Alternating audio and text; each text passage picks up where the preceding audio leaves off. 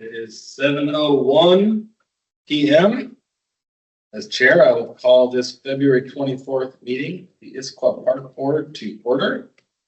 We'll start with roll call.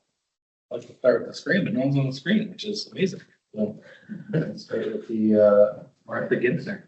I'm here. Jeffrey Newell, excused. And all of theirs no longer on the board. Excellent. Marlene Waxy. Here. Jane Kikuchi. Yep. Diana Wren. And Hannah Novakovic. Tim Motley. Chris Kovac. Here. Katie Bell. Yeah. David Liu. Present. And Brian also. I'm here. Anna. Hello, and here's Hannah. We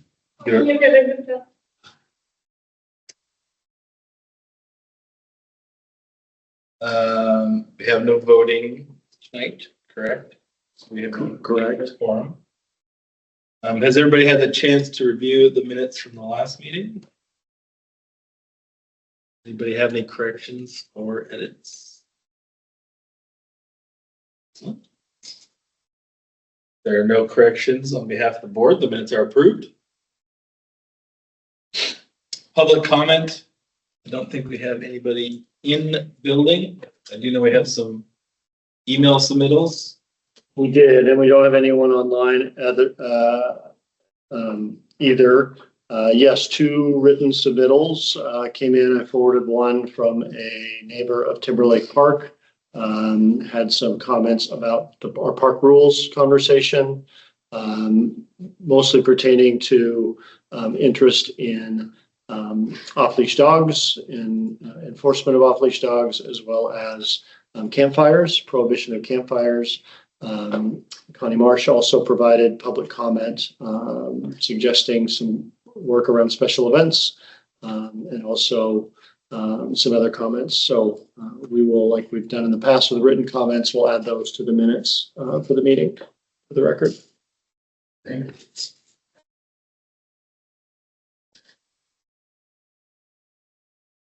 We will now begin our regular business of the meeting. We will have a little bit of switch up in our order. It's listed under regular business. And so we'll pivot to bullet point B. And we will start with the Issaquah Climate Action Plan presented by Stacy Van McKinstry. Stacy. There's here. Well, why don't we, you're quick. Yeah, Yeah. like the Stacy. wolf in Pulp Fiction. Yeah. So we just kicked it off with Stacy going climate action plan. Do you mind if we do that first? Yeah, go. And then, okay. I hadn't even opened the presentation yet. Are you sure? Yeah, that's fine. Okay.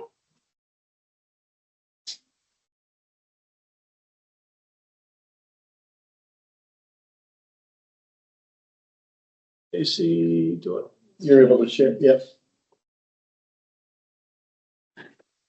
Well, thank you again for making time on the agenda tonight.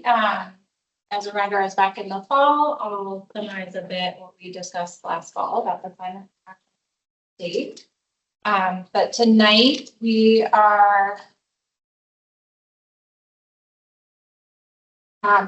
here really just to talk through an update on the ICAP progress, and then speak some more in some more detail around the proposed revisions to the natural system targets and actions.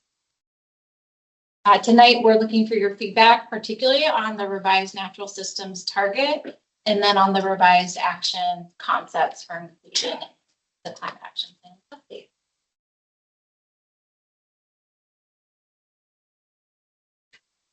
So just as a reminder, especially if you weren't here in the meeting last fall, the Climate Action Plan is really the foundation for the city's climate work. It was adopted by council in December 2021, following a pretty extensive engagement with community members and different interest groups in order to develop shared priorities. For our 5-year update, we're really focused on revising actions that were either really specific. They talked about a particular campaign or project or program that's either been completed or maybe was too specific and we want to broaden it. And then we're also looking at some of the targets that needed revising or weren't well connected to the action. So again, tonight, we are really interested in your feedback on the natural systems target, which is one of the few targets that we're touching in the climate. A reminder, what we're trying to achieve with the natural systems section of the plan is it's really focused on increasing tree canopy to 55% over the next 9 years. And doing that by maintaining and expanding tree canopy. And then this section of the plan also does conserve on water resources, talk about conserving water resources. We don't currently have a specific target associated with that, which I'll get to in a moment. Our progress to date for updating the climate action plan involved working with the committees, which we talked about last fall, and several members of the park board participated in that process. The input from the committees was then brought back to the boards and commissions for review. Your feedback was taken to the environmental board. They further worked the actions in the plan. And now we're coming back to you all for input. One other step that we had that's a bit less relevant for this group is we did meet with our Planning, Development, and Environmental Council Committee a few weeks ago. They've asked us to come back with some big, bold policies that'll really move the needle on reducing climate emissions. Most of those are going to end up in the transportation, buildings, and energy areas, so less impactful discussion this evening. So reminder of the feedback you all provided this fall. You all talked about having the target consider wildfire risks. We don't want to expand our tree canopy so much that it puts us at higher risk for wildfire. There was a lot of discussion around concern around invasives and especially how invasive species impact tree canopy. Interest in focusing more on water conservation, which we are looking at, including, we won't necessarily talk about that today. Community gardens. Again, we are looking at including some actions around expanding community gardens, but I'll speak to those much today. The group is also interested in looking at drought-tolerant landscaping policies. We have been talking with our planning department, and those are actually incorporated into our code. So we won't speak much to those today. And then there was a lot of interest in habitat.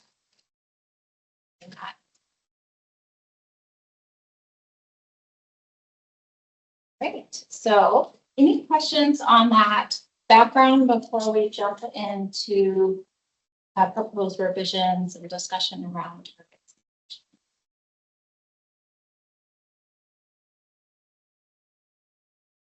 All right. So the first one, which is likely to be the bulk of our discussion tonight, is around whether or not we should revise the target for our natural systems section of the climate plan. Again, that target currently reads 55% tree canopy by 2035. Currently, we're at just a little over 51% of our tree canopy, although that last study was done before the bomb cyclone, but I think Dan doesn't anticipate actually, surprisingly, major impacts from that. We do know that going from our current tree canopy cover to 55% would require around 300 additional acres of tree canopy. We recognize that having ambitious stretch targets is good, but we also want targets that are achievable or have a chance of being achieved. One of the biggest jumps previously in our tree canopy back in the mid-2010s was after Talus and the Highlands developments. Once those trees came to maturity, we saw a big jump in our tree canopy. So if you can imagine those areas of developments and the trees that are reaching maturity, that's about what we would need to see across the rest of the city to meet this target. So we've discussed several options with the environmental board. They were very mixed in their feedback. So I'm really interested in your all's input today. One option we discussed was, let's keep that target. It is very ambitious. It's going to be very challenging to achieve, but it's good to challenge ourselves. We also talked about an alternative that would be a no net loss tree canopy. So that recognizes that we want to at least stay where we are. There may be some really important environmental projects where we have to take out some trees, like a stream restoration project, but ultimately we want to keep our canopy at the same level across the city. So those are kind of one option is either to keep the tree canopy target as it is, or possibly replace that current target. The board also talked about adding in additional targets. One would be around a tree equity score that looks at our tree distribution. So making sure that we have improved distribution of trees across the neighborhoods, so that neighborhoods that experience more heat island effects or don't experience the many benefits of trees, that we're really focusing on our efforts in improving canopy in those areas. The other target that the environmental board was interested in was actually adding a new target to get to all the other actions in this area, something either around riparian habitat or conservation. So I wanted to pause here and get some feedback. Again, the environmental board was really split on whether we keep the 55% or transition to a no net loss. So curious on our board input on that, as well as the potential for adding additional targets. What are the actual policy that would be used to achieve these targets? Yeah, great question. So the one right now that we have in place is our tree code, which is really at protecting and maintaining tree canopy. But a lot of the other actions focus around incentives. We did a tree giveaway program this year. There could be other incentives, especially on private property for retaining trees. So that would be part of our challenges coming up with a mix of policy programs and incentives. Acquisitions. And I possibly want to on what the underlying motivation for the target is.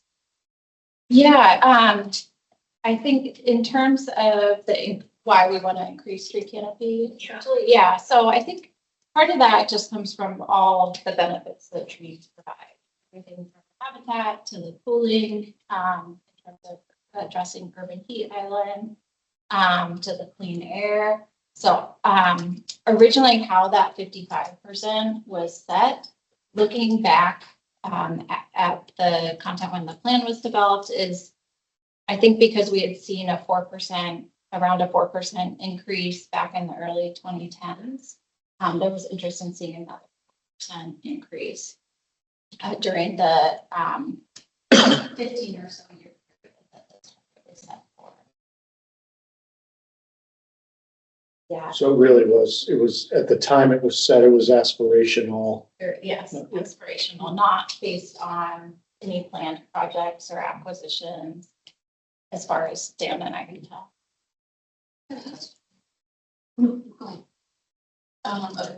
Cities around us, do you know what their percentages are? Like, where do we sit as far as the benchmark?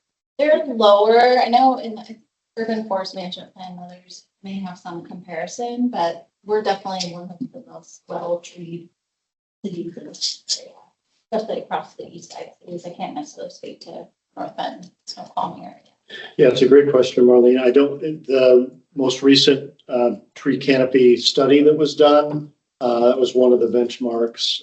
I can try and find it, either send it to you all, but it was a good comparison of Puget Sound cities and where we stand. And Stacy's correct. We're very high on the list when you look at percentage of canopy cover. In here with us, Why would the company, but yeah, like. Yeah, great curious. question. Yeah. I think part of our board wants to retain a very ambitious target and feels like we should be striving to increase our tree fee. I think other members of the board, because of all the benefits, carbon sequestration, didn't mention. Other members of the board, and some that work in habitat restoration field, recognize that some environmental projects, habitat restoration projects, there's going to be some trade-offs. We may need to lose some trees in order to do some really great projects that improve the community. But we can balance that out by planting trees. So I think, and just recognizing the amount of acreage that's needed to increase the canopy and having a plan for that. Was very likely. You mentioned the first major challenge that we used was really for residential projects, having these more mature trees.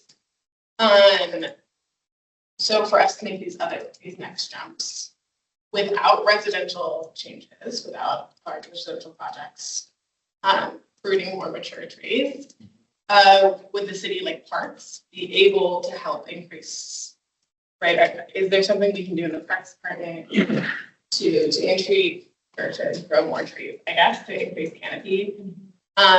My first question, basically, how much impact can we have in the public sector?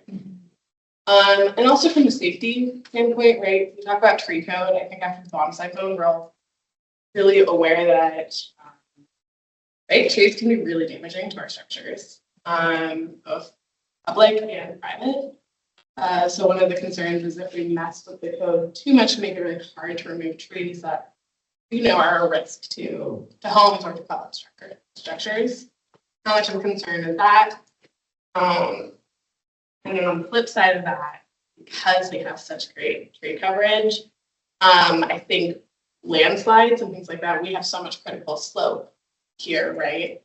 We have some of the most stable slopes of our neighbors.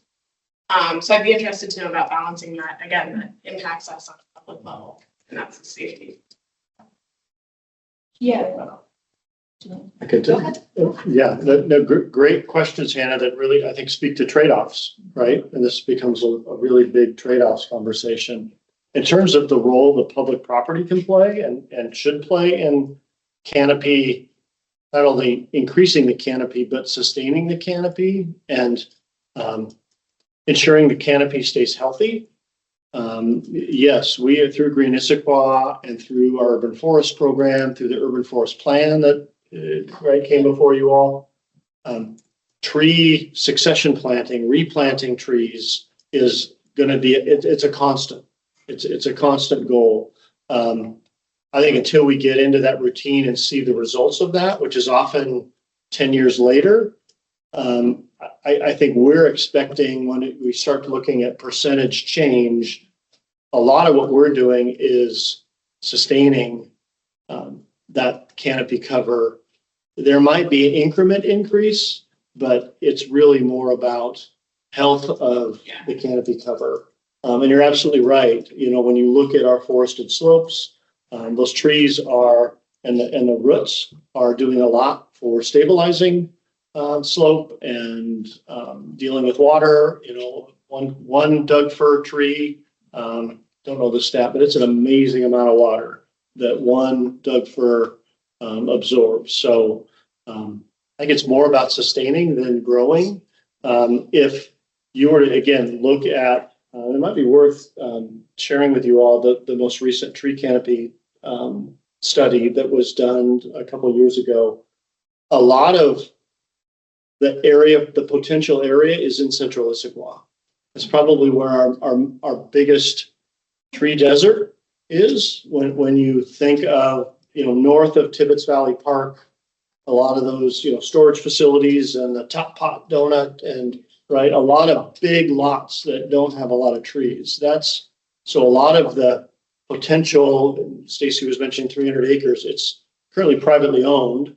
But as Central Issaquah redevelops, there is potential even in just street trees, probably, adding to canopy. But again, I don't know that that's going to be a 4%. So trying to be realistic, I think, is really what Stacy's question is. Oh, fair. I'll just kind of say that I'm personally not in favor of overly ambitious targets in this respect.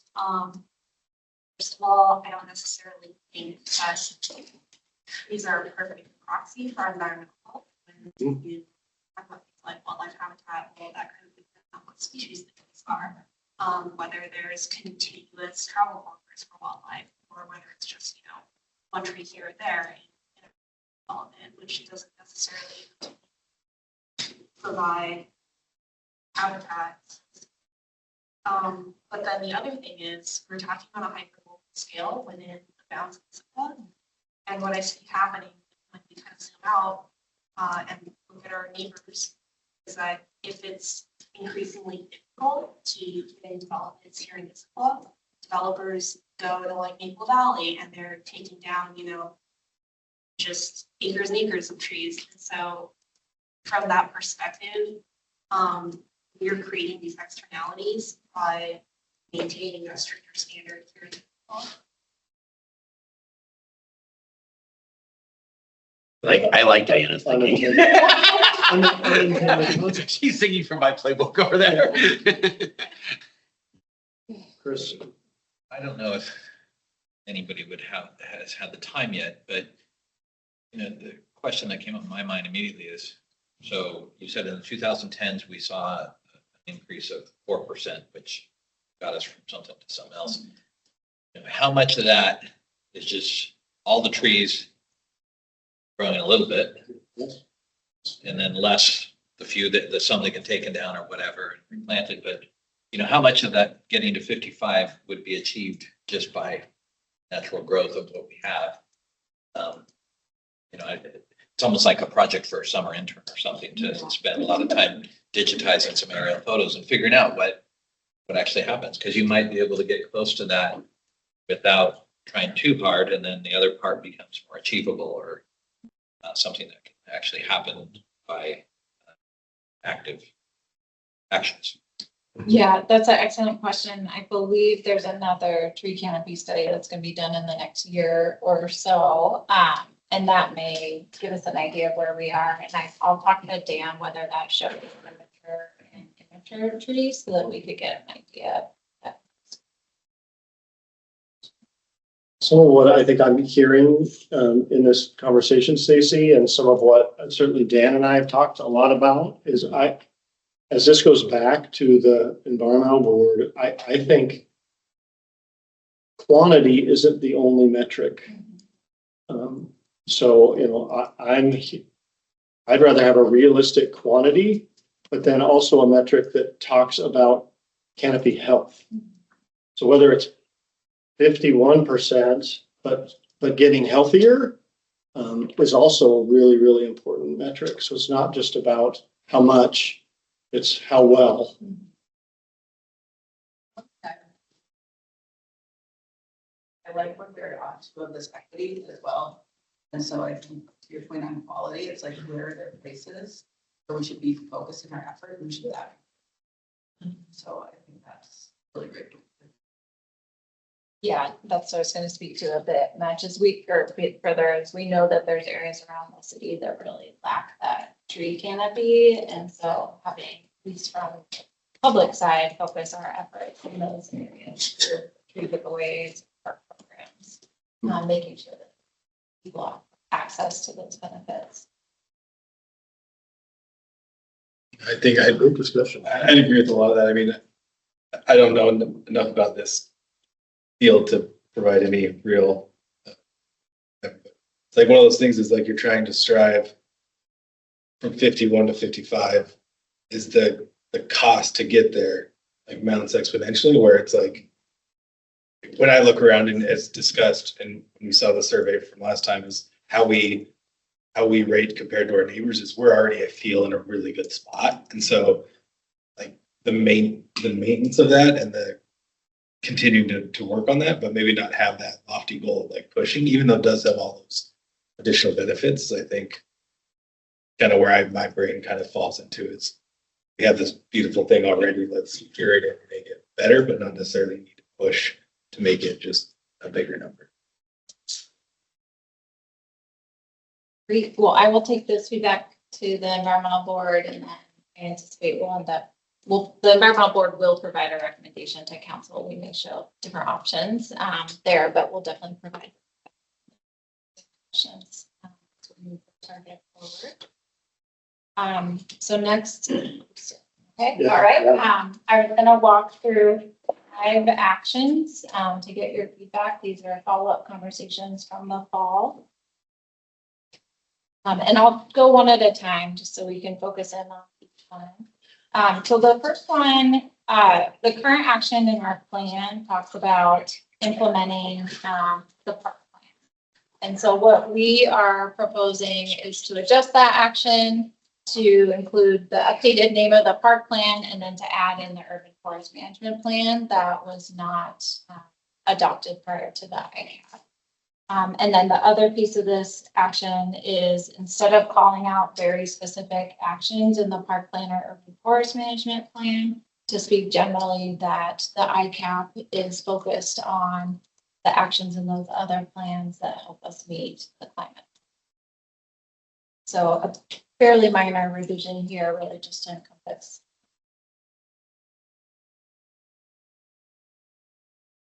That pretty much sums up what we talked about last time pretty well. And I'll just note, these are the longer descriptions I provided for you. We'll have a short action name for each of these.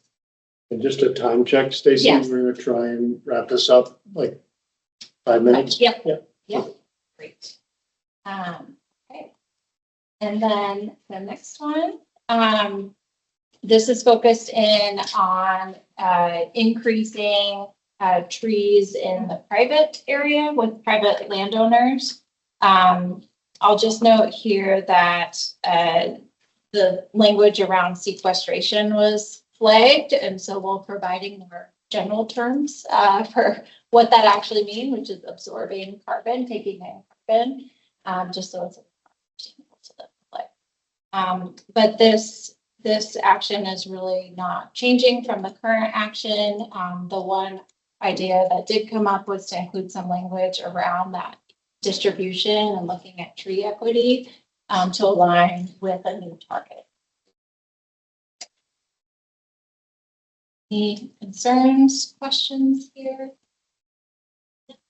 Possible to add in it around. We can do that. Yeah, the current action focuses on trees, but absolutely. Yes, do you have any recommendations on? Grasslands, wetlands, Yeah. whatever may be present in that process.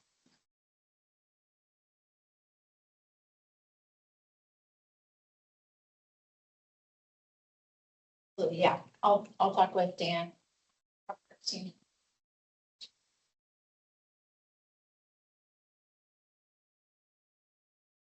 Right. The third one is a brand new action that looks at invasive species and addressing invasive species that impact our forest health.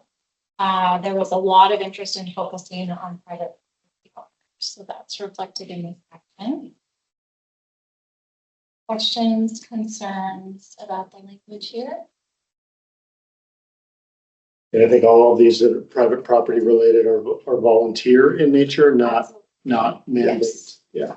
Yes. Okay. Yep. So the previous one would be programs like our tree giveaway program. This one, yeah, voluntary program where we offer education outreach services to support private property.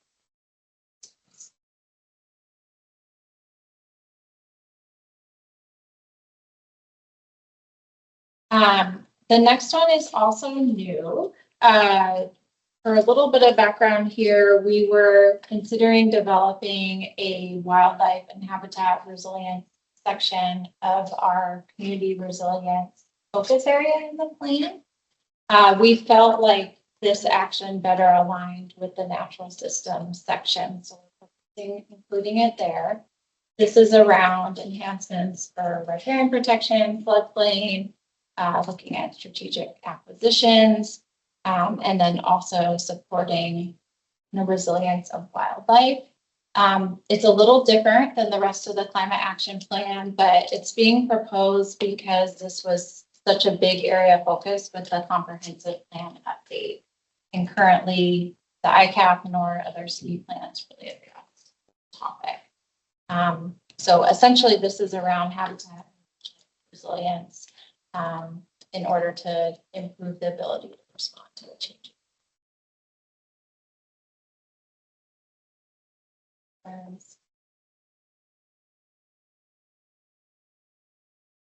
That feels like, I don't know if it feels like action.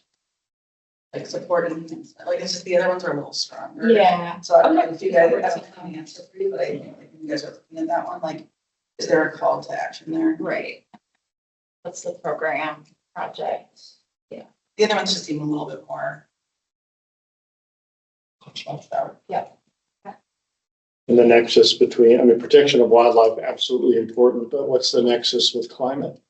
And that's, yes. So what we've spoken about is trying to build that resilience for a changing climate, because there's a real strong interest to see this incorporated into the climate action plan for better alignment with the comp plan. But yes, we will work on some wordsmithing here and figuring out what that call to action. We are these quick. So then the last one is a revision to a current plan, or excuse me, a current action. We wanted to bring it before you because it is so related to many programs like Green Issaquah. And so wanted to make sure that you all were able to provide feedback. The current language in the ICAP is really focused on a specific climate outreach campaign. And what we're recommending is broadening that to include additional public engagement activities that really focus on education and climate action. We wanted to provide some flexibility so that staff can really implement the best programs, outreach, and education opportunities. So this could be everything from Dan leading a hike with, or leading a Green Issaquah event and speaking about how this supports our climate action in the city, or a hike being led by a community partner where they connect it back to climate work. So really provides kind of a lot of opportunity to reach the public.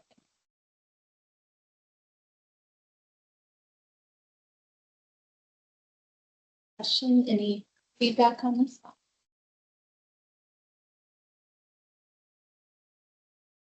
This was rapid feedback session.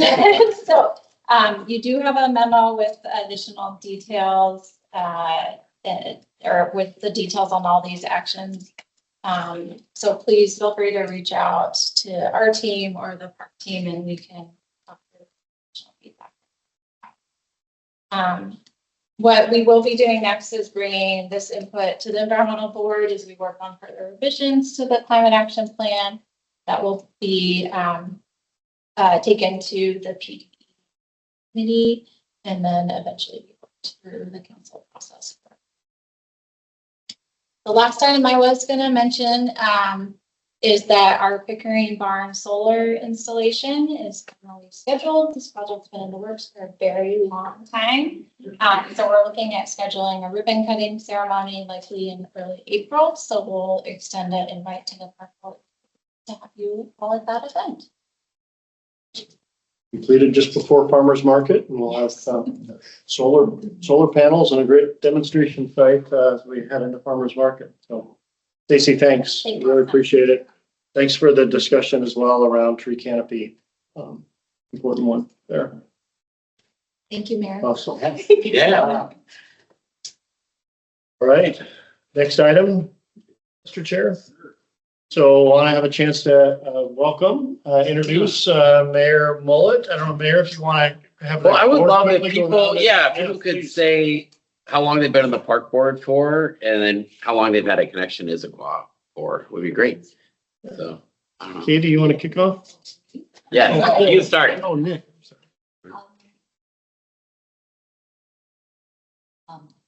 Worked since 2020. Two or three?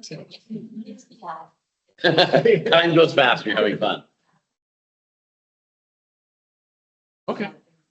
Yeah.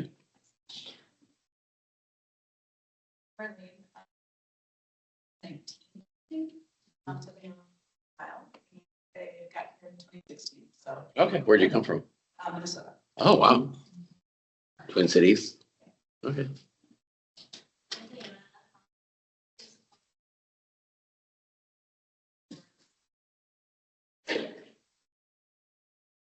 Yeah, May of last year. Okay. Yeah. Got it. I'm Hannah. I also started May of last year. We moved to Izzy in 2020. Okay, COVID move. Yeah. From where? Awesome. Okay, Seattle to here. Okay. Martha Ginther, 2 years. And so far, I think I beat everybody so far, but could be different. We've been in this class since 1990. Oh, wow. Yes, you're ahead right now. Yes. You got me beat. I'm 06, so. My name's Chris. I've been on the park board for 9 years. I think we just figured out, glad I asked. And we moved here in 2000. Okay. So still 26. Where'd you come from? Seattle, and before that, California. Okay, got it. Cool. David Liu, been on the board for 4 years now. Family moved here in 2017, so, Okay, where from? from San Francisco, actually. Oh, really? Bay Area, okay. Ryan Olson, I think I've been on the board for 4 years, give or take. Been in Issaquah for 8. Prior to that, Seattle, Bellingham. Okay, Bellingham. My daughter is a Western grad last year. Yeah.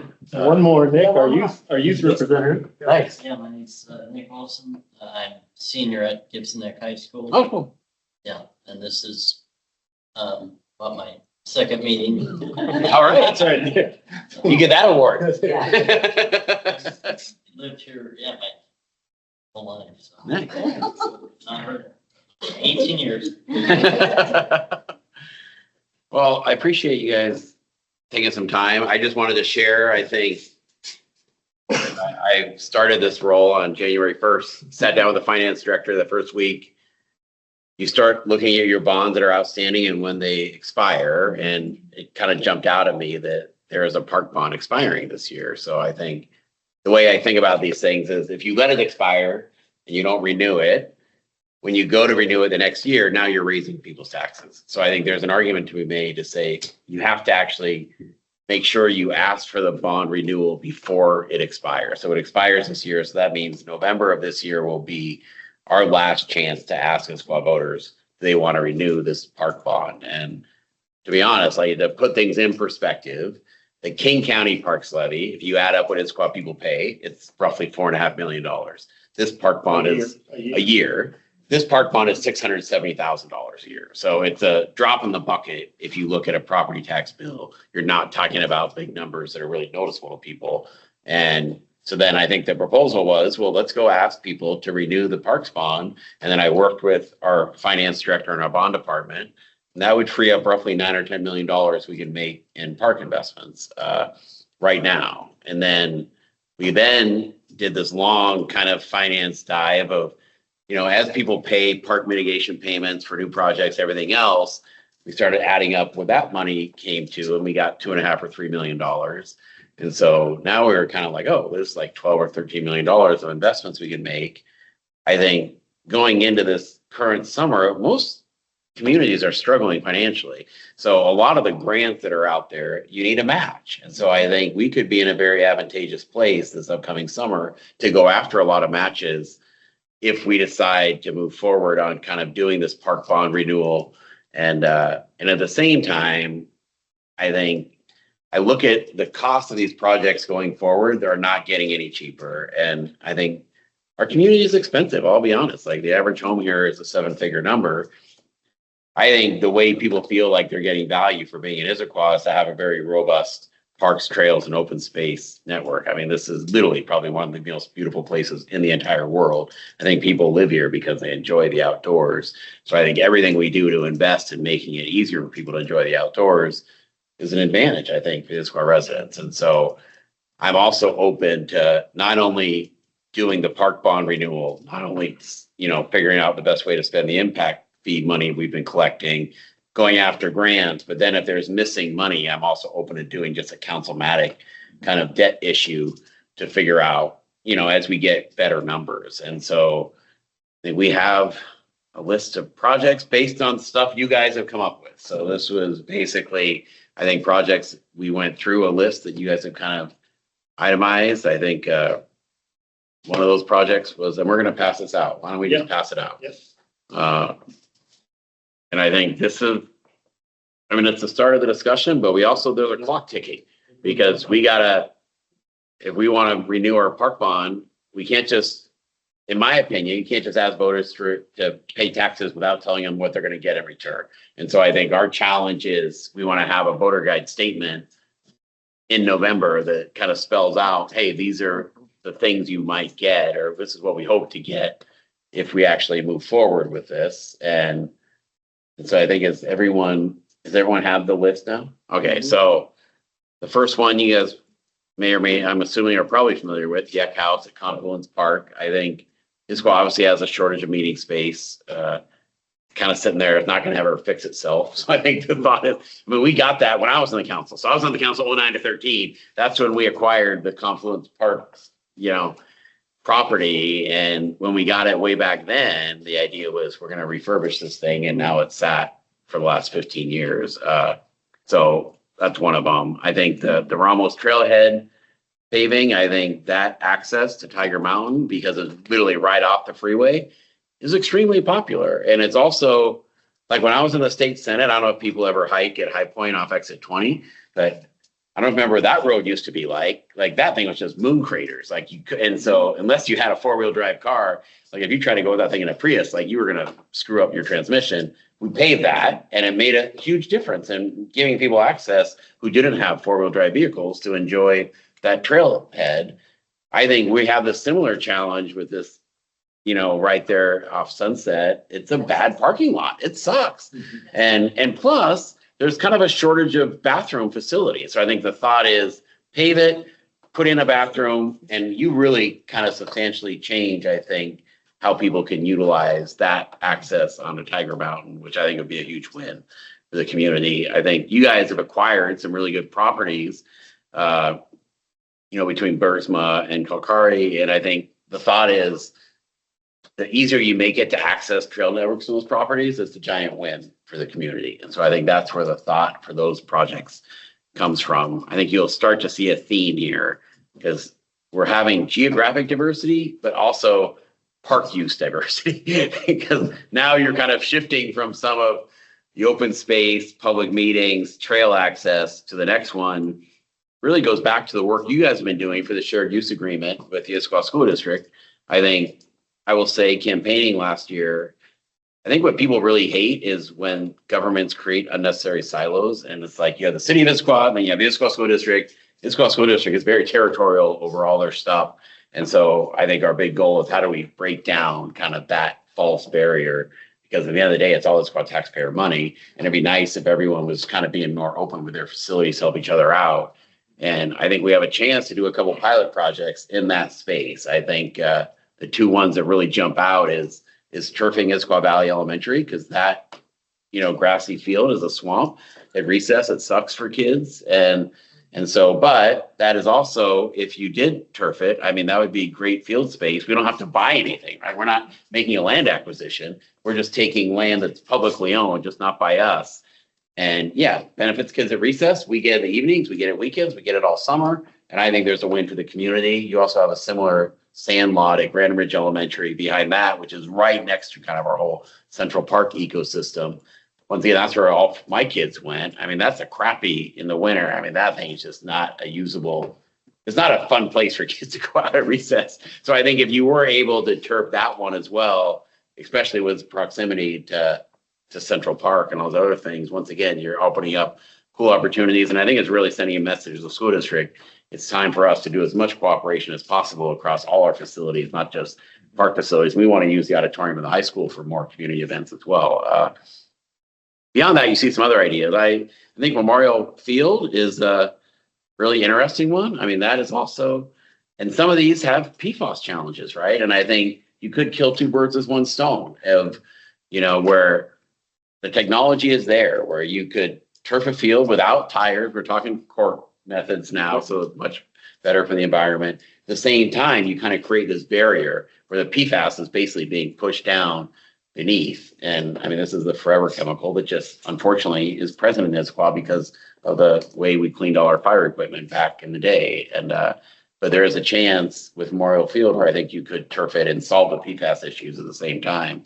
That also feeds into the Dodd Field, which is owned by the school district, where the Little League stuff happens. That has really high PFAS levels. And so I think there's some potential, not only better public use wins, but at the same time, some environmental health wins as well. And then the final couple, which is ironic because I'm a tennis player, but I will say, side note, when we made pickleball the state sport of Washington and passed the Senate 48-1, I was the only person who said someone has to stand up for the tennis community. But that being said, I play pickleball all the time. So it's a fun sport, and I do think it gets a lot of usage. And so we don't, at this point, have any dedicated pickleball courts. Obviously, we're just doing the tennis courts, which works great. But I think there is an opportunity here. And then Tibbetts Valley, I mean, I think there's a lot of cool stuff happening potentially at Tibbetts. I think when you doorbell the Tallis neighborhood, their main complaint is Highland's got all the parks. Tallis just got a bunch of homes and got shortchanged. We can't fix that now. It's literally, that ship has sailed. The only thing you can fix is how do you make Tibbetts as robust as possible? So literally the closest park to them. At the same time, I just came from the Save Issaquah Light Rail meeting. We're trying to get light rail to end right in the middle between Costco and Target there in the middle of I-90. That's where we want all our future development to happen. The closest park for those people is going to end up being Tibbetts, I think. And so we need to make some huge upgrades and investments, I think, at Tibbetts. This starts with the idea of, an all-inclusive playground. I think at the same time, Lakeside is doing homes up in the Highlands, and I think we're in negotiations with them about, what sort of mitigation payment we can get for the density they want to put in up there to make, I don't know, we want to make a run at the Kelly Ranch. I mean, we really do. I think the time is now to try to acquire that property and really enhance. It's 35 acres, connects obviously contiguous to Tibbetts. And I think there's this park bond investment would be the first, I think, of saying, hey, Tibbetts needs some love, it needs some investment, based on the Tallis and the future growth that we see coming. This is a place. And, but that's the rough idea. And I think the goal is, I know there's one item on here where we just don't know with cost yet. I was saying to Jeff, I wish Costco sold turf fields because I want like a volume discount.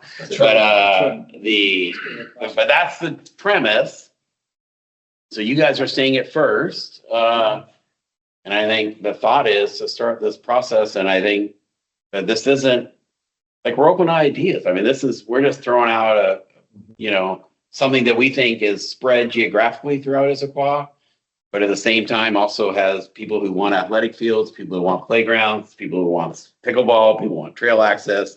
I think the Confluence project's very unique. I think we're trying to find a mix. So I think we're open to ideas if there's something on here that we're not thinking of. Like, I'm not saying this is an exhaustive list, but we also are trying the big change, I think, for how we're approaching things this year is try to live in fiscal reality. And I really like what you guys were saying on the tree canopy goals. Like having goals that aren't realistic isn't really the best use of our finite resources. I think we have to have realistic goals. The same thing comes to finances. Like we could sit here and come up with $50 million of amazing park projects, but that is outside of what we can actually afford to do.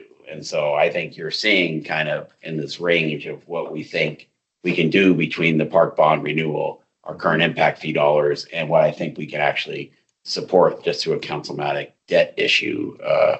And so, but that being said, if we find really cool stuff that we think is missing, I could always try to figure out, where the stretch is, I guess, but I'm curious for feedback. Yeah. Ag house, I know we have always talked about the ag house, what we want to do with it. The thing that jumped out at me on this one was $2 to $3 million. Feels like a lot. Yeah, I agree, really. That's what I said to Jeff. I'm like, what the hell happened? His first number was $1 million. If I was like as taxpayer, I wouldn't have the projects and bang my buck, that one feels high. Not saying we shouldn't do something to the ag house, but like that felt aggressive to me. On the athletic field, just something I want to call out is we talk a lot about equity of turf. And I'm a big proponent, obviously, to it. So everyone must be this. I'm glad to hear that. It doesn't come out on this page. So I think like how we strengthen that's part of what we want to do with this. I think would help with the talus and squawk. Yeah. I think the same thing when I think about Issaquah Valley Elementary, that's that huge flat. That's awesome. Like that would be amazing. Clark has the same problem. Clark's a candidate too. It's right there. But I think with the Highlands, I love the Highlands, they get a lot of turf and they have a lot of all the time use that they can walk to. That does not happen in the rest of the spot. So I think it's important, at least for me to say, how are we making sure that this is getting enough love across? Otherwise, I like all the things that we're talking about. I just think ag house. Yeah, and if I could just add a couple of things. Great overview, Mayor. Thank you.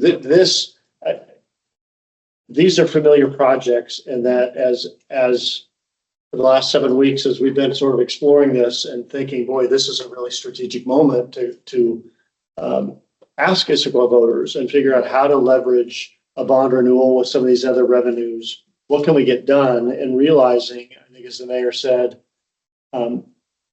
of the projects that have already been prioritized in the park system plan and all the public engagement we've done, what are those small to medium size that give us the diversity and a mix? The cost estimates, please don't, nobody get married to them or wedded to them. They're super, super, super, super rough. So I think the idea with Confluence, if you recall from those discussions, is not just renovation of the house, but it's really reimagining that whole northeast corner of Confluence Park that just feels unfinished, right? And so there would need to be a lot of, in the next couple of months, as Robin and I have been beginning to think about this and squeezing this into our work plan, there's gonna be a lot of defining, should we be moving forward on this, and cost estimating that gets us drilled down a lot more specific. Yeah, it was But more great. not like, I know your numbers are, I just like, we're gonna split out, 20 million, like what's the? Yeah. No, Things I thought was just my feedback on that. it's really good, Marlene. If I can have one thought, TVP, you're right, is that there's still a need to revision Tibbetts Valley Park. And that is going to be such a big lift. We weren't sure where to begin on it. Like, we don't want to make small investments and then screw up a big investment. Every time we start talking about Tibbetts, everyone's like, it's too big. You don't know what to do with it. But I do think we are this is, we're trying to be really creative. I think if we can make the Kelly Ranch deal happen, I think there is a portion of property there where you could actually put homes. They don't have access to that portion right now because we have to give them access. So I think the question is, could we do all 35 acres, but the part where we could give ourselves access now, we create a valuable residential lot. And if we were to sell that, we could reinvest all those funds back into Tibbetts solely. And I think it's, but there's a lot of dominoes that have to fall. First, the Kelly Ranch folks have to agree to sell us their damn property. And so, it's the one with all the little boats. 30 plus acres just south of Tibbetts Valley Park. So it's the one, but people have been talking about buying the Kelly Ranch since I was on the council. So this has been out here forever. But I think the point now is we're trying to just, at some point you just have to make a run at these things. And so think the strategy we're saying is just going to them saying, we got a new mayor, like, I want to pitch him on this. What's the cheapest you guys would sell your property for? I mean, I think that's our strategy. And then we just go after it. But I think, I agree, Tibbetts needs a larger investment. And like I say, I think if this does end up going through, I think I am not ruling out using councilmatic debt to make investments that I think will not get cheaper down the road. Like waiting isn't actually saving the taxpayers money because you can literally borrow money at a lower interest rate than the cost of these projects are going up from year to year. So there is a lot to be said of just saying, hey, Issaquah needs it now. And I think pay as you go doesn't work for the size of that project. You're going to have to look at bonding, I think. But that being said, it's, you know, one advantage we have as a city right now, we have a $68 million general fund. We have 1.7 million of debt service. That is, we're in a good spot. Like I didn't come in as mayor. Like my biggest positive surprise was, oh, wow. Like a city of our general fund size could easily have $4 million debt service, I think. So I think we have some flexibility to look at. We just got to make sure we're being really strategic about those investments, I think. Chris? How much of the 16 to 20 would be the replacement bond? Half of it. Yep. So then the other half would be councilmatic and matching grants and. Yes, Parking- and the $3 parking million of parking fees, tax parking fees. tax fees that developers have been paying, so, yeah. Yeah, And then the other part too is the two things people ask me about all the time are Tibbetts and the dog park at Tibbetts. Just reporting what I hear. So. well, that's good feedback. I mean, what is the dog park option there? Dog park area was proposed on the sort of upper part of the park up on, just off of 12th, Those townhomes. Just below the townhomes. below the townhomes on property, yeah, Tibbetts Valley Park property. For some critical areas, there's also, just per our development code, since there's an adopted master plan for the park, there's a rather expensive bill that would need to be paid to revise the master plan. Oh, So, I mean, there were a number of things that needed to be sort of thought through of, hey, let's get a master plan for the whole park. Let's re-envision the whole park. Let's get a dog park over, let's get a first dog park over by the community center and realize, again, with the size and scale, and Mayor, you may not have heard this, but you know, a lot of the dog park discussion we had for the last couple of years has been, hey, Issaquah is not a town that's going to create a 5 to 10 acre dog park. Yeah. Our dog park strategy needs to be smart with our land realities, and we need to look at dispersed, you know, 1 acre dog parks in multiple parts of town. I have 3 dogs. I will say. Problem with 3 dogs is when you walk 3 dogs, everyone assumes you work for Rover. So I will warn you, don't get a 3rd dog unless you want people to ask you to be their professional dog walker. Nickels worth free advice. Stop at 2 dogs. I think it would be good also, I mean, ambitious plan, you can't come to a park board and say, we're gonna do all this, we're all gonna love it, right? I think the diversity of the program is great. The one thing that we should focus on is specifically with the athletic fields, maybe putting those more in the front of the 5 or 6 year plan, whatever we build out, because they could be more revenue generating, you know, similar to Central Park. So it actually starts to pay back more. Yeah. And fund even additional projects down the line, right? So. Because you're right, there's going to need to be a sequencing of, this is $20 million of work with 5 or 6 projects is a 6 year, it's a 5 or 6 year endeavor. So you're right, how we. That's hopefully quicker. You gotta do a little quicker than that, but okay.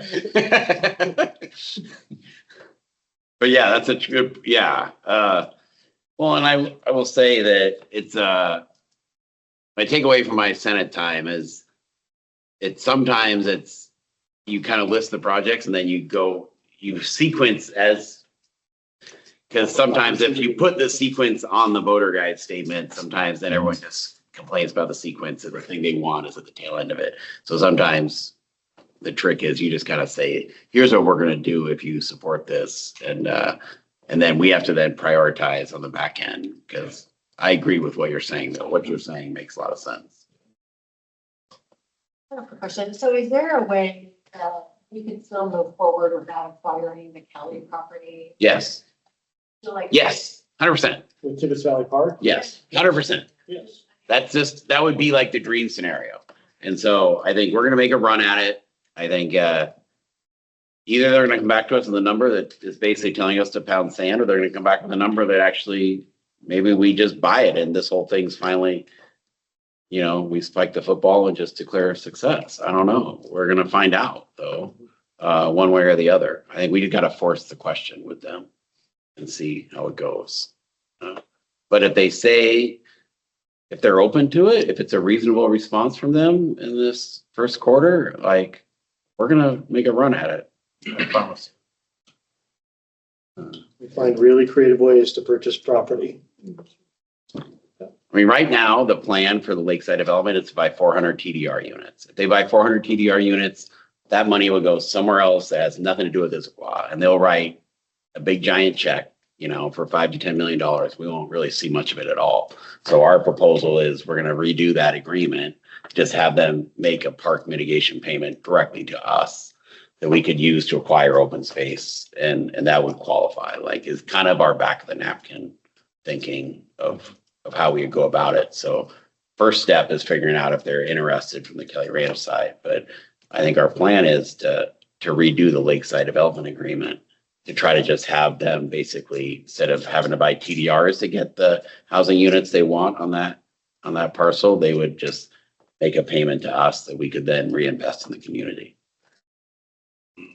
But again, it's different. A lot of dominoes to fall. Different than. Right, Completely different than this. Park This is all bond. clean. That thing is complicated. We don't want to put anything complicated in front of the voters. I think it's just like, you vote yes, we're gonna build these, like, and that's our message. Yeah. And, yeah. Other general thoughts? Much more discussion ahead. I think, Mayor, some of what I know we've talked about is there'll be a further conversation in April with City Council. Would love to come back and have some dedicated time at our March Park Board meeting, talking about this a little further. This was the topic of the April 6th council meeting. It's facilities and this park bond.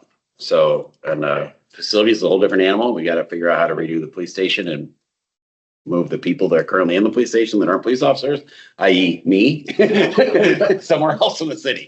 So it's, so that's a whole different, but of that meeting at the council on April 6th, like, facilities and this park bond are the big things. And I presented this to the council at our retreat on January 31st.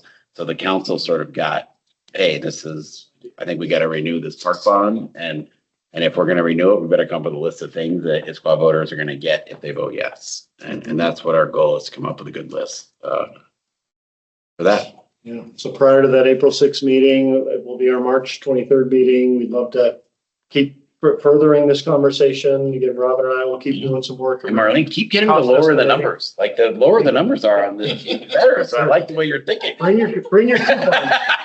bring coupons. And the only thing I will say too, it's great to see expanded pickleball at Central Park and other locations. Tibbetts? Gotta be Tibbetts. Yes, Gotta be Tibbetts. I agree. So we got to figure out where you can do, because the problem with where the tennis courts are at Tibbetts, you can't do anything without, you're too close. So we have a lot of grandfathered in stuff right now. So it just would have to be in a different location, because the tennis location is way too close to the creek. It's now. So but you're right. But you could add somewhere else. Or if we do, what does that do to other future plans for the park, or the need for turf fields? But I agree. Pickleball, like, we started out, like, I mean, obviously we've been doing this for a while, but pickleball at Tibbetts was on the original list. And then things that we realized were going to create a lot of other side headaches. We're like, oh crap. Like, but if we could put it somewhere else at Tibbetts, yeah. I think having that, like, having a nice playground. Community parks sized playground, yeah. That was originally like open-ended of anywhere in the city. And that's when I think we realized we've got to have something that is really connected to Tibbetts specifically. And, but our hope is, in my, my goal is, in this first term as mayor, is Tibbetts Valley is gonna see love. I mean, I got in the Senate and I felt like Lake Sammamish State Park was dying on the vine. And I went to Olympia and just fought for that park year in, year out. And it is completely transformed, I think, now in a very positive way. So park investments transform communities in a very, very positive direction. So to me, like Tibbetts is the new Lake Sammamish State Park. I want to see it transformed. So, And again, we've said it, right? And I so appreciate that, Mayor. It needs to be repositioned and ready to perform for the neighborhood that is going to be growing around it. Yeah. So not only, current residents, but just what that neighborhood's going to be, that park needs. if you want people to buy homes, it's like where the Hobby Lobby is right now, you better have them something they can walk to that isn't just, I mean, I like Top Hot, but you need something more than Top Hot. It's Trees are top. Yeah. I do like the gas lamp too. It's I know, don't get rid of those two. Actually, like the Fortunato chocolate. The Fortunato chocolate's hiding back in there too. It's like there's a lot of good little hidden gems in that part of Issaquah. Okay, I gotta run. Mayor, thank you. Yeah. Yeah, We'll be in touch. Thanks, everyone. Okay. Keep the conversation going. On the little bit there, just what's on the record for my 2 cents, but after learning in one of our most recent meetings from the school board or school district that elementary schools fields are open, they're the only ones that are actually open to the public. Outside of ours is, I do like the idea of putting turf and multi-use areas in those, in particular, someone that when it's raining, the only place I can go, or it has rained within the last 72 hours, the only place I can go hit a baseball with my kids is Dot Field. And if you were to even tick off a couple more of these, and some of them are pretty terrible, it's a lot more space just for people to just walk there and play and not get soaked in mud. And as you recall, when we really talk about our athletic field needs and our priorities in town, back to the park system plan, right? We said, hey, let's take care of our fields. Let's add multi-use synthetic in our own system. Let's partner with the school district and find ways to create community sports fields. And so this meshes right with that. And as we've talked with the district and just the concept to remind you, and why the elementary school fields really hold so much potential is the operational premise is the residents through the city make the investment, the city becomes the scheduler, and the city becomes the maintainer. So during the school year and during the school day, the students have a fantastic improved recess facility. But when school's not in session or in the afternoons and evenings, the city is scheduling that for multi-use, multi-sport, open to the public use. It really becomes that win-win. So the district seems very interested in that. And if there is, as we continue this idea, and if it percolates that this is the strategic moment to do a park bond renewal, those are some really strong candidate projects. So lots to be done. I'll tell you right now, the roadmap is fast to think if there's something going to voters in November, there's a council decision that would need to be made in August to put something on the ballot. That's a lot of work. Thankfully, if I can just add one more comment, we're not starting from scratch. Again, I want to reiterate, and I think it's important as you start talking to your neighbors and your spheres of influence about this idea, please do. This isn't set in stone. Please see that word example projects. This is meant to just be, hey, here's a potential menu of what could be done. But I think the important thing is that I lost my train of thought. Not set in stone, Well, yeah. not starting from scratch. Why don't we let Diane? It'll come from me. No, it'll come back to me. Yeah. Yeah, I do have so this walk on trail. Yes. I know this Kankari property is like this big huge land, Mm-hmm. but there is a trailhead relatively close to it already. Which one? Oh, on the other side. Yeah, slightly to the other side, but I mean, on the east side. It's on the north side. So I was going to mention, there's nothing on the east side. There is city property that backs up to the state. But I was wondering if there's any about that. Yeah. Yes, so the Squawk Mountain corridor is both of those, Diana. So if I could pull up a map, and maybe we'll have some maps to sort of talk about these projects. But Kilkari 3 is 17 acres that meshes with the 20 acres that we bought a couple of years ago, which was the Weymouth property. So it creates a 37-acre corridor that goes right to Squawk Mountain State Park. So they're both on the east side of Squawk Mountain. So they're one in the same corridor.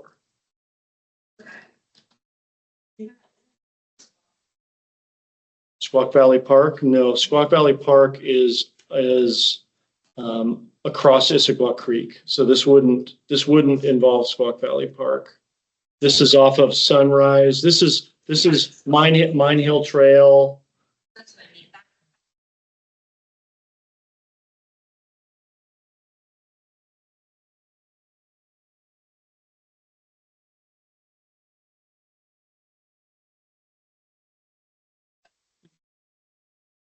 There's long range plans. Any trailhead on that side of the mountain would involve the need for a pedestrian bridge across Issaquah Creek. You'll note in the park system plan, and this is going to come up. We have some community members that are not really excited about the idea, but you might recall in the park system plan under Squawk Valley Park. That parking lot there is really underutilized. And so one of the concepts that we talked with the community about and was in the park system plan is, what if there was a pedestrian bridge there at Squawk Valley Park that basically allowed that parking lot to become a trailhead? There's also a single private. Oh, Yeah. right. So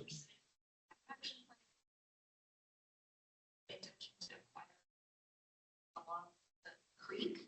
so again, I'm not going to get into a lot of the conversations we have in terms of acquisitions, because those are really hard public conversations to have.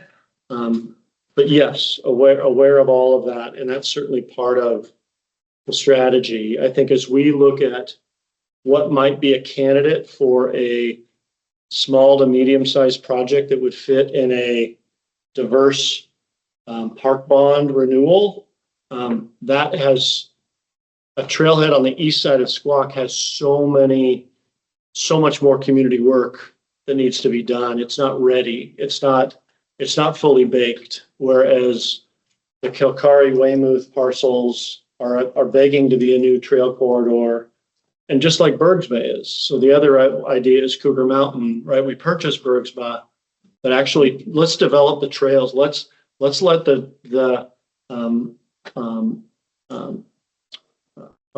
our parking garage here with Sound Transit become a trailhead as people can get up into Cougar Mountain. So that's the other trail corridor that could be an opportunity with this project. So lots of need, lots of ideas. I love the idea of $16 to $18 million. It doesn't go far. Our needs in our park system are probably far greater than that. I think to echo what the mayor said, I think this is an opportunity to try and present a package that's pragmatic and practical, demonstrates taking care of what we got and sort of improving the function and capacity. Yeah.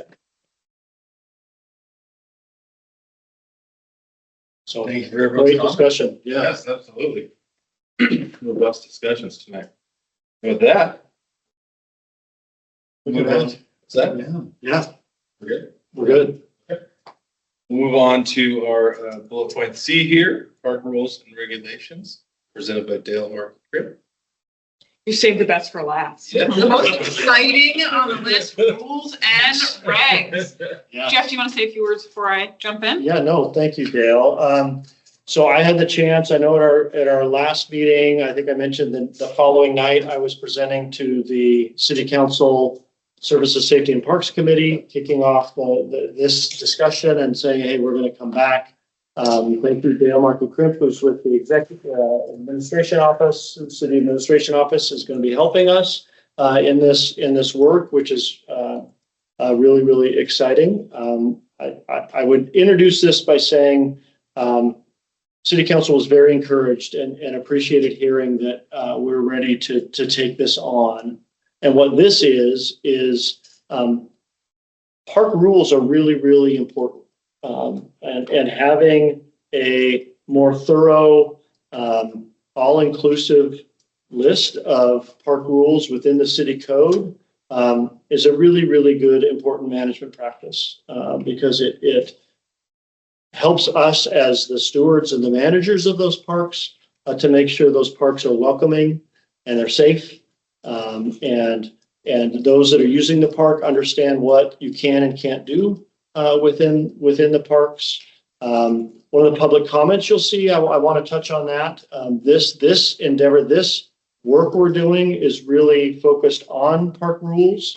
There's already a lot of regulatory language within the city code that talk about parks and what we can and can't do and how we need to develop.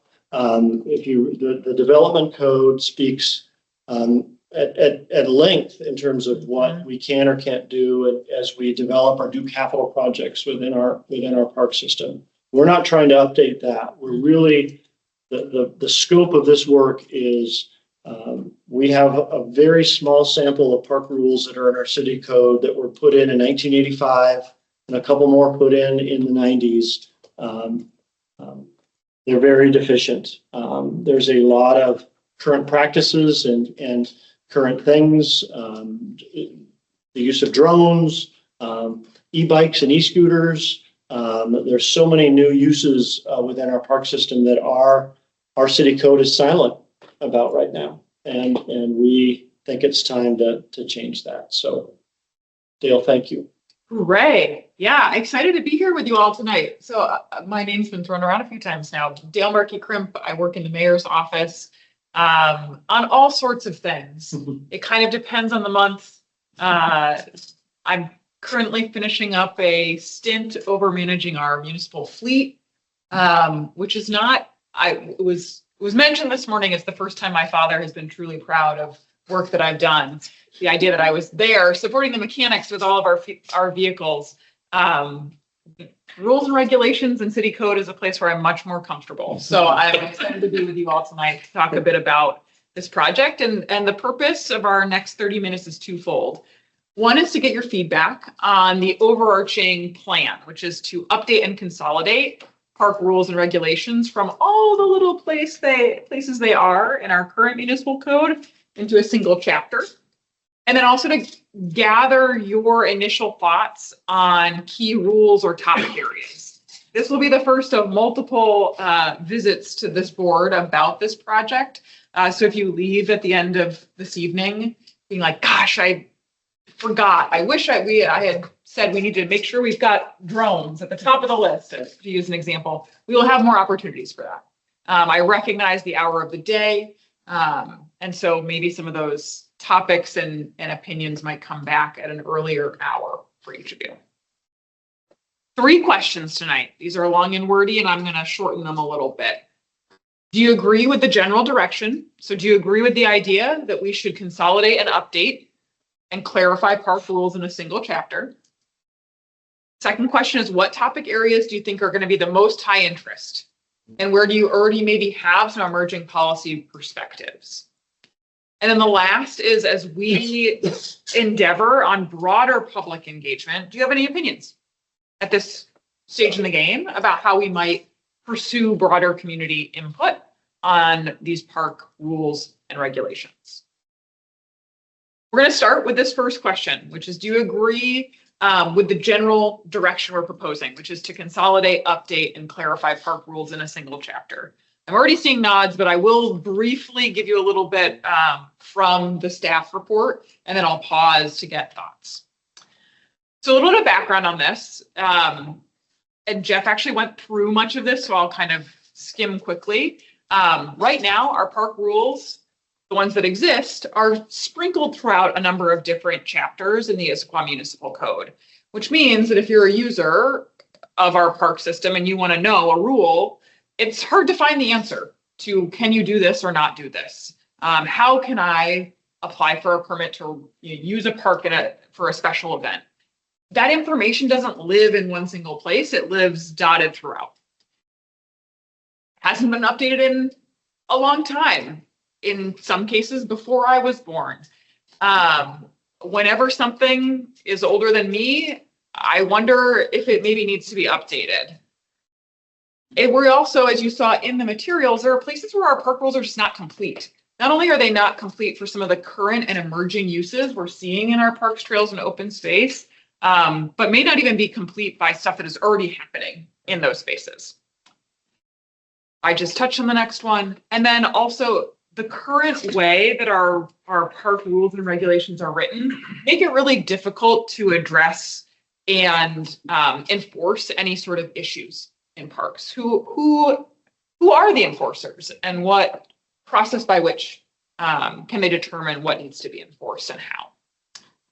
So we've got an opportunity, which is to provide a more complete set of rules in a centralized, singular place that will support our parks in remaining safe, welcoming, clean, and also help in outline how emergent issues will be dealt with, sort of providing a framework, so to speak, for things that we may not be able to anticipate, but we can put a framework in place for how we would anticipate them as they come up. And also an opportunity at this point to think about how responsibility is shared between the number of different city departments and divisions that do have a stake in our parks, trails, and open spaces. And of course, the opportunity, as always, to engage with you all and our broader community as we develop these rules in this framework.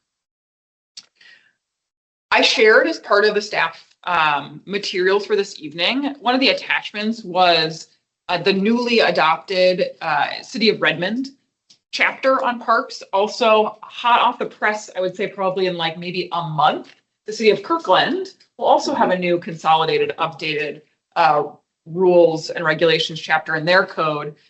We happen to know the person working on that project. And so we can also look at what they've been working on too in a future meeting.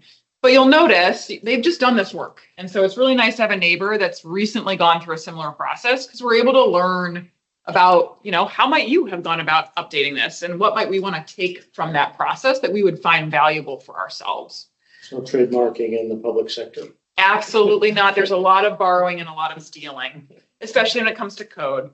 So Redmond just recently went through this process of consolidating into a single park rules chapter. You'll notice there was a dedicated definition section. I found that to be very helpful. They also outlined a rulemaking section and an enforcement methods section, which I thought was really elucidating in a way that I had not seen in other code as I looked at other neighboring jurisdictions. Probably what everyone noticed as you look through it were the specific, you don't want to call them, the whole thing is a chapter, but the specific sub headings on particular behaviors. So really clearly walking through fireworks, weapons, tobacco, controlled substances, naming those pretty explicitly, and then having rules and regulations under each of those known behaviors. And then also they did, and we can talk about whether we would want to, they integrated the permitting process for special use permits into this chapter as well, which is a little different than a lot of other jurisdictions. So that would be special events. Yep. Community groups that want, need space for a special event. Yep. So a very high level comparison. You saw a more in-depth analysis in attachment B in the staff report for tonight. But as Jeff mentioned, we are really strong, and we're not touching our commitment to open space, acquisition and development, and our clarity around funding and design around parks and open space. We kill it at that. That is like a place that we shine, and that other jurisdictions look at our code to understand how to do that. Redmond is in my humble opinion as a non-parks person, a parks lover, but not an experienced park code person. They're kind of winning at what we're trying to talk about tonight, which is rules and regs on behaviors, activities, and how to enforce that. So it just feels like there is clear governance. There's clear public-facing park rules. It's also worth a look. I did not reference this in my materials. They have a really clear webpage also where they don't just have the chapter, but they actually have it written out in a much clearer way that accompanies their update. It treats parks as a sort of system rather than a singular place. And it treats it as something within, but of its own entity that is not simply the city. They've got a stronger trail protection position in their rules. We really don't touch on our trails currently at all in what we have written. A lot missing. Yes, and then a lot of future proofing. So really a way to think about a framework for addressing emergent issues as they come up, which our code doesn't currently have. So I guess I'll go back to my initial question. We're proposing moving to a model like Redmond has for its rules and regulations. So moving to a consolidated, updated, clarified park rules and regulations chapter within the Issaquah Municipal Code. And my first question of the night is, does the board agree that that's the right direction? Or do you believe we should stay status quo? It's a lot of hot air from me for an absolutely, but I'll make the next part a little bit faster. Okay, this is the fun part, I think, personally, which is this next question is, what topic areas do you believe are going to be the most high interest for the community? And do you have emerging policy perspectives on some of the positions that you think the city might take on some of these topics? I'm going to reiterate, this is a first conversation about this. So we're going to come back to this list and talk about policy positions. When we come back, we will likely have a proposed position that we'll then want feedback on, but wanted to seek your input here at the outset. So some types of rules to consider.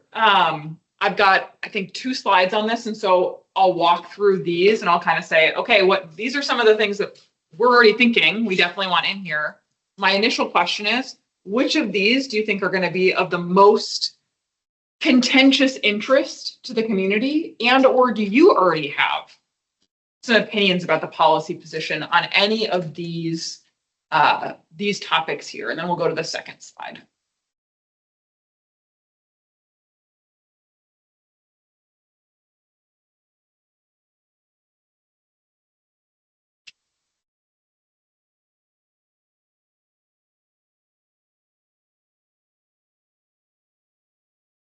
I already know one, but Like fireworks, firearms, and Mm-hmm. Thoughts, Martha? I think your safety, you would feel a little safe. You saw those open park situation where you want to enjoy it with your family or dog. Mm-hmm. You might feel pretty secure. Mm-hmm. And filters and camping, Mm-hmm. how we help find appropriate locations for, some of our unhomed populations, but also just people coming through or maybe really appreciating our open spaces. We want that to be appropriate. Yeah.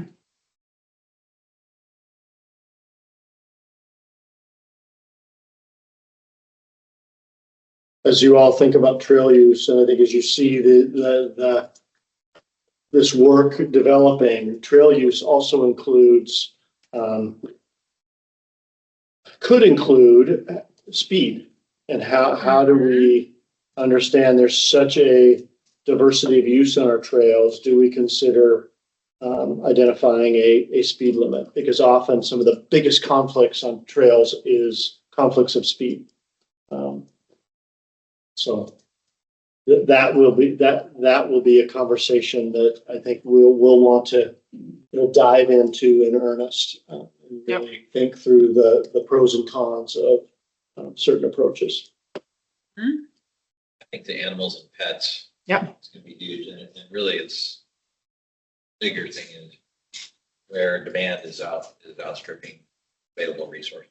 Yep. You got thousands of pet owners that looking for places to go, and we're gonna have one in a month. But, you know, there's drive by Tibbetts, Mhm. when you see, you know, people need a place and that's where they go. Yep, that was the one. That was the one I was like, oh, that's gonna, yep. Always. Other thoughts on this set, and then I'll go to the next slide, and then I've got like what are we missing? That's my question. Okay, what about this slide? We've got amplified music, park hours, interference with Parker Trail use, damage to wildlife property, building fires, dumping, solicitation, tobacco, alcohol, other controlled substances. Any of these that you think will be of particular community there will be a lot of opinion, or that you already have an emerging policy position you'd like us to think about? Building fire, along SR 900, we still have people burning trash, maybe, yeah. things like that. Yep.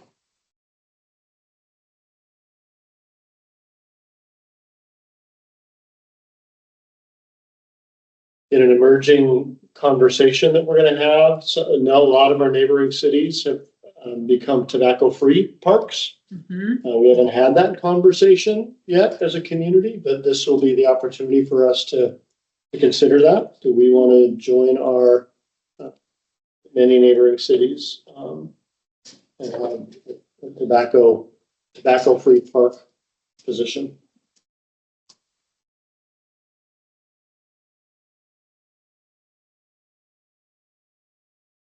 Are there any behaviors or topics missing currently that from your perspective? I know we think there might be a few in my deeper read of Redmond's, and actually my pre-read of Kirkland's. I have some other ideas, but from your all's perspective on these two slides, any behaviors or topics that are missing our consideration?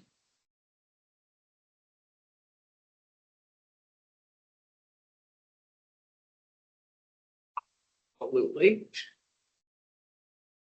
There we go. I think framed it as contentious or what the community will have the most say on, but I just feel like they're all good rules to consider.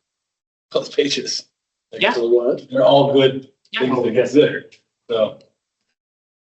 I know some will be less contentious than others, but.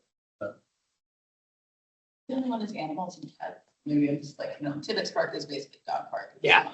Yeah. So, I don't know how we want to deal with it, or if we're going to deal with it. Wrong with that? What's that? What's wrong with that? I mean, that's if you're asking for like. Yeah. Yes. Yeah. Yep. Hey, Joel. You take a look at Ranger Alex's data, and that's what he was spending a lot of time talking to people at Tibbetts about. So how long has Redmond had their new rules? They did this just before the pandemic. Yeah. I want to say 2018 or 2019. Yeah. So they've had it for a while now. So any lessons learned, any feedback, anything that they might, report after consolidating their rules? Yeah, I think worth more conversation with them. The anecdotal conversations I've had with their director, it's been very, very positive. So no, we wish we did this or wish we did that. Yeah, nothing. I think they've made a few modifications between now and 2018, but that's expected, right? I think that's another. I think as we do this, and I think it's part of the forward thinking that Dale mentioned, is we want to create a standard, a cadence that says we should be touching this every couple of years, not waiting every 20 years. Yep. To touch it. Yeah. But that'll be, I think, is a great question for us and something we can dive a little deeper into in terms of if that's a template that we want to sort of frame our rules around. Certainly asking them what what's worked well, what would you do different, if anything? I know in talking to Kirkland, as they're working on theirs right now, one of the things that came up that they learned from Redmond that they wanted to have was this idea of a framework for decision making, rather than moving away from language that really is like very, very specific. There's more assignment of like decision making and ownership. So there's a process for anything. So any exception that comes up, rather than just saying this can never happen, there's a process for getting things approved or things exempted, which didn't exist in their code previously. It doesn't exist in ours right now. I think vandalism and graffiti, is that covered under something else? But probably worth. But worth, Yeah, it's there's a damage. Yep. I think it's, the bullet pertaining to damage would certainly fall under that. Also under damage would be encroachment. Yep. Right, where we have maybe an ambitious neighbor to one of our pieces of open space that stretches their backyard fence and creates a little bit more backyard onto public land. We'll want some rules that are really clear about what happens in those cases, because there are a number of people that do that.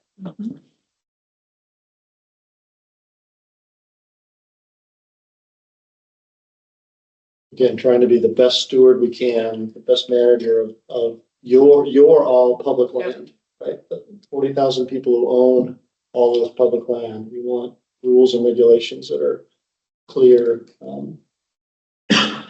to manage it well. Hannah, you look like you have a. No, I think it falls under damage. Just thinking a lot about trees recently because we're dealing with trees that Yeah. So damage goes both ways, right? Like if a park tree falls on residential or vice versa, that's covered.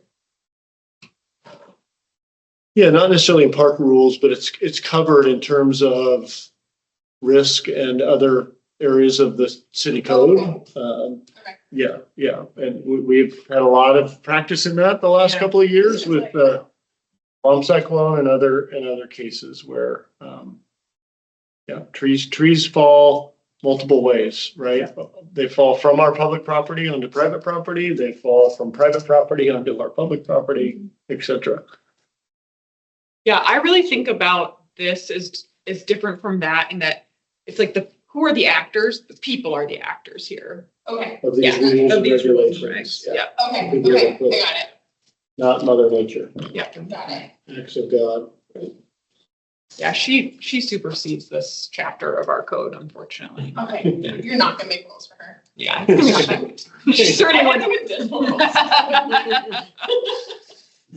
Cities that have tried have not been successful. No. Is there anything that would be covered in this, or maybe somewhere else in somewhere in the city, that pertains to engaging in water on property? So if there's a stream or a creek going through the park, how the person can engage with that or not, or is that? Yes, so that the idea is swimming. There, you saw one of the bullets about swimming. Is we need to be really clear where you can engage with water and where you can't. And Issaquah Creek is not a beach. That is not a swimming hole. Is that what you're thinking of? You can engage there. water and not? Yeah. It just through like Bernstein and there's on the other side of Bernstein. Salmon Run. Yeah. Seen people fishing. I know it's covered up fishing. Some people fishing in the creek being tickets, which I thought was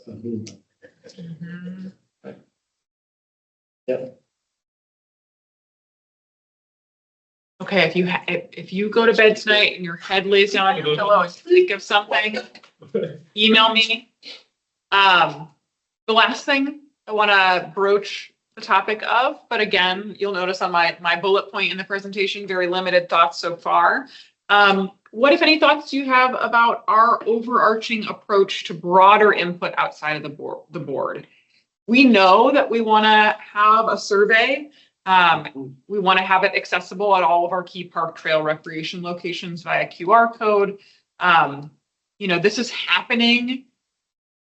The current timeline, which I'm sure you saw on the last slide, is to bring these rules back to the Services, Safety and Parks Committee in June, July. So, where I like to think about doing a lot of my surveying during the summer is at the farmer's market, but we're on a timeline to try to do some of good, if not almost all of this prior to that.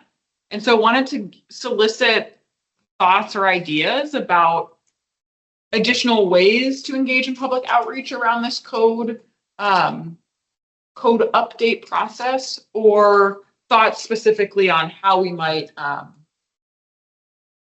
market's not the word I want, share the survey broadly with the community.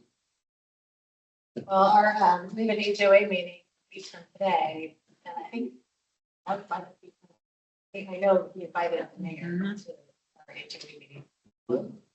That's one place, and I know it's not everybody, it's just a small amount, cluster of homes, if you will, in a neighborhood. That's certainly, we live very close to Tibbetts too. Yes, you do. The woods, yeah. Yeah, I mean, broadly HOAs. Yeah, that's a great idea. Yep. I think next door, lots of neighbors have that app. It's a way to reach out and get feedback. And are we considering, you do the word on the street? Is there places you could put that at some of the trails? Yeah, so this idea of the QR code, much like we've done with some recent surveys we've done the last couple of years, if you recall, is getting some signs and putting those all over your trail and trailheads and multiple parks, and giving people a chance to just open up hey, come, take a look at our draft park rules and regulations and give us your thoughts. Yeah.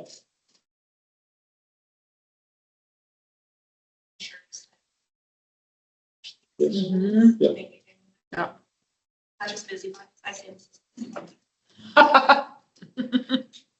That's what we want to hear from, right? Is those that are using the parks. And is this does what we're creating resonate? Yep. Does this help make this a safer, welcoming park system? I think those types of feedbacks too, as you get there, regarding some of the trails that are, you talked about speed a little bit, trails that are a heavy bike, but heavy person walking trail. As if one of those survey questions in there has to do with that type of stuff. It's,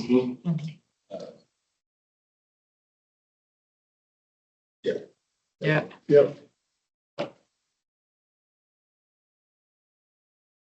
Recently, there was an e-bike ordinance that was approved, and so part of this work is going to be making sure our rules and regulations are complementary to that new e-bike ordinance, and not just speak to it, but elaborate on, and again, this idea of future thinking. We shouldn't be just thinking about e-bikes, because there's e-scooters and there's e-uniballs and there's whatever the next, I don't even know what those are called, but I think you know what I'm talking about.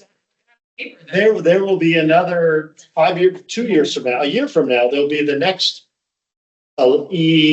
personal vehicle, right? So let's think broadly, and again, not rewrite the e-bike ordinance that was just done, but how are we complementing it and addressing a broader set of vehicles? Yeah, are we going to let those autonomous food delivery robots be on our trails? That's we can create a framework for making those decisions in the future. So a little bit about where this is headed, though I feel like I've referenced this throughout, but always good to look at.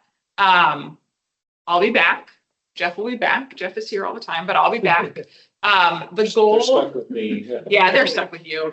The goal is to come back with some draft language, and then in April to get public input via the survey. We'll make sure to bring a draft of that survey to this group to take a look at before it goes live. So I'll be here in March. The goal is to have in May a draft updated park rules chapter for you all to finalize your recommendation. on so that it can then go to the city council in June, back to the committee, and then hopefully in July to the full council. And so that's the high level direction we're headed. Any lingering thoughts? It was a delight. I'll see you all next month. Big thank you, for helping in this effort. You'll be a great partner in this work. Like I said, it was a very engaging conversation with council to kick off, and thank you all. This is some really important work that you all are going to do, and we'll have some lasting benefit. Yeah. Thanks. Excellent. Thank you. Thank you again. We can move on to our next scheduled business here, which is reports. Maybe since it's Nick, your second meeting with us, is there anything that you'd like to bring up in this meeting? Yeah, I mean, I could just briefly, the work I've been doing with Robin, which is making the trail standards for most of the trails that we, for the booklet that we're compiling, is that I started, or me and Robin kind of split touring some of the parks. So just last week I went to Conquest and Grandview, took some pictures just to kind of, so then in the booklet we can kind of have examples of existing trails that'll match with the standards. Yeah, that's kind of the work that we have been doing recently. Cool. Thank you. Yeah, do you have anything you'd like to report? A couple things first, and I'm gonna pass the ball to Robin. Dog park update, Robin? Do you want to give a Park quick? update? Yeah, it's coming along really well. We have some rough weather coming in. All the forms are ready to pour concrete. We just decided to hold off one more week. Next week looks a lot better, but then the plaza areas will be set. They're working on fence line and the posts right now, so it's coming together. Hopefully next week after concrete, then they're gonna be shooting in all the fiber on the mulch. So then, yeah, and then planting, so. All the utilities are All the done. utilities are done, everything's passed so far, so it's looking really good. We placed, did shelter locations today. So those are set. They can dig footings for those tomorrow, so we're getting excited. If the weather would just cooperate, we'd be flying.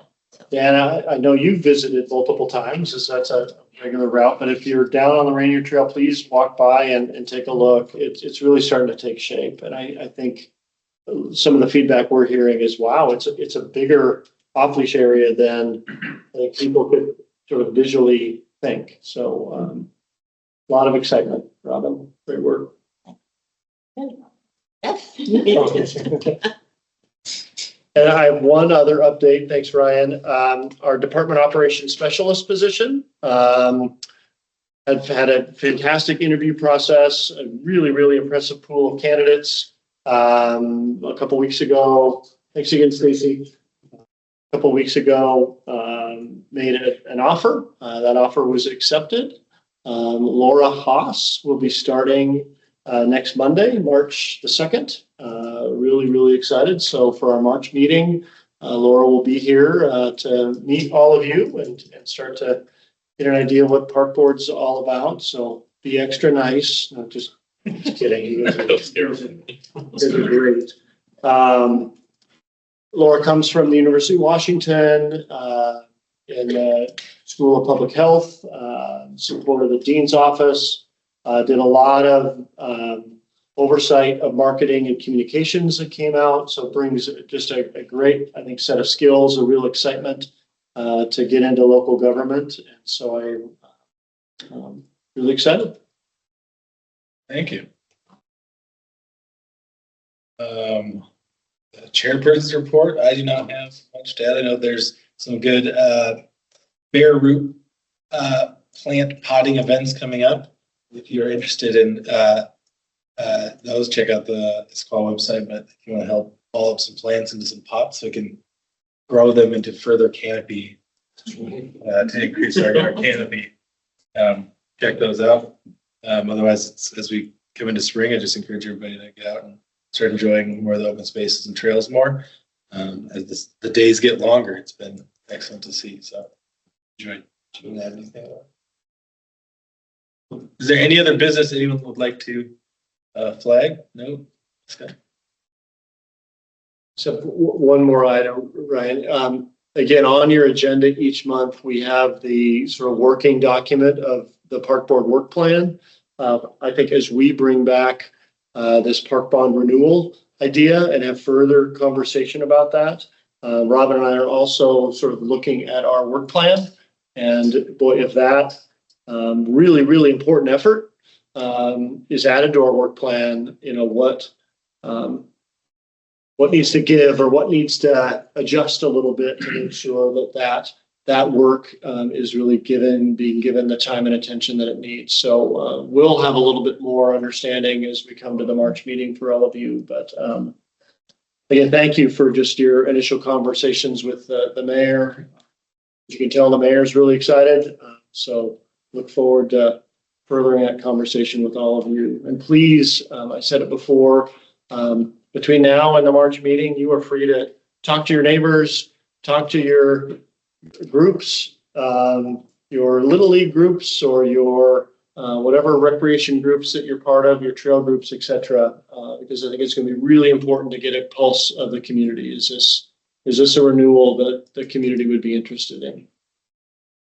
So thank you. Thank you. Our next meeting is March 23rd. So just throw that on our calendars and radars. And that's it. No further business. This meeting is adjourned.